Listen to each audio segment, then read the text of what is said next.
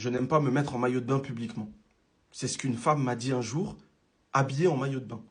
Je lui ai dit pourquoi? T'as un problème avec ton corps? Elle m'a dit non, j'aime mon corps. Ce qui me dérange, c'est le concept d'être en sous-vêtements devant tout le monde. Je lui ai dit ok, ben pourquoi tu le fais? Elle m'a dit parce que tout le monde le fait. Sa question pourrait paraître bête, mais en réalité, elle en dit long sur notre société et sur la pression sociale qui existe sur chacun de nous. Et il y a même une expérience qui a été faite sur ça. C'est l'expérience Dash. L'expérience Dash, elle est simple. Elle consiste à prendre un groupe de 10 personnes. Dans les 10 personnes, il y a 9 complices et une personne conteste. On va poser une question au groupe. On va leur demander, sur les 3 lignes que vous voyez abaissées, lesquelles ont la même taille.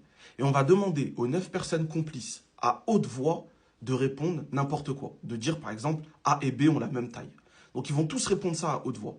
Et en dernier, on va poser la question à la personne qu'on veut tester. Et on va voir s'il va répondre A et B comme tout le monde, ou si il va se fier à ce qu'il voit lui-même et répondre B et C. Et on voit dans un tiers des cas que les gens répondent A et B pour suivre le groupe. Dans tous les sujets qui vont préférer suivre le groupe, il y a 2 catégories. Ceux qui savent que la réponse est fausse, mais ils ont peur du rejet.